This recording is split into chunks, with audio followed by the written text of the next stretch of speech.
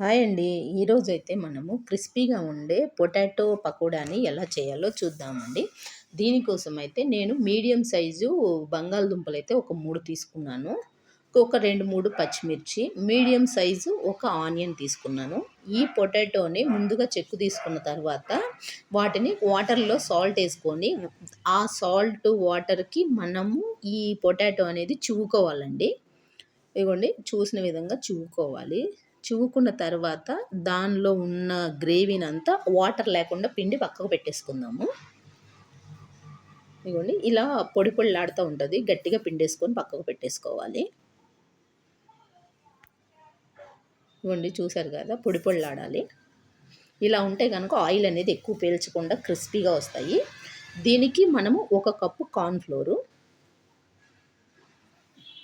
ఒక half cup besan పిండి తీసుకున్నానండి, శనగపిండి. ఒక హాఫ్ కప్పు బియ్యపు పిండి తీసుకున్నాను.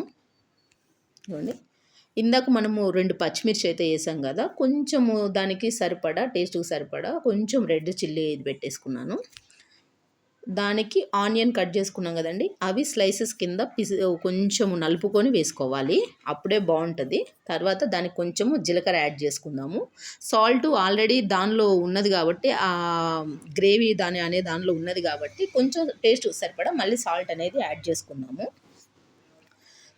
కొంచెం దీనికి టేస్ట్ కోసం అని చెప్పి జీలకర్ర, కొంచెం కడిగి పెట్టుకున్న కొత్తిమీర, కొంచెము కరివేపాకు అనేది యాడ్ చేసుకుందామండి. ఇదిగోండి వాటర్ వేయక ముందుకే ఇలా అన్నీ ఒక ప్రాపర్‌గా కలిపేసి పెట్టుకోవాలి. ఎందుకంటే మనము ఇందాక బంగాళదుంపని చివ్వినప్పుడు దానిలో వాటర్ ఫామ్ అవుతది కదండీ!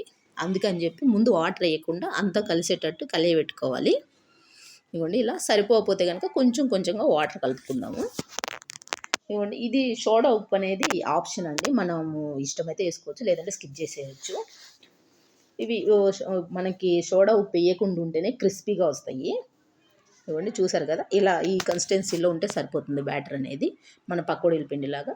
ఇదిగోండి ఆయిల్ పెట్టేసుకొని, ఆయిల్ వేడైన తర్వాత ఇదిగో వేసేసుకున్నాం కదా, ఇదిగోండి చూసిన విధంగా వేసేసుకున్నాము.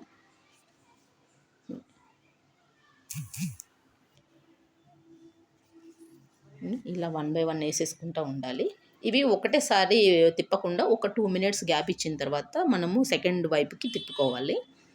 ఇదిగోండి గోల్డెన్ బ్రౌన్ కలర్ వచ్చేంత వరకు ఉంచుకోవాలండి. ఇదిగోండి చూసారు కదా గోల్డెన్ బ్రౌన్ కలరు. ఇదిగోండి దీని తర్వాత నెక్స్ట్ బ్యాచ్ కూడా వేసేసుకుందాము.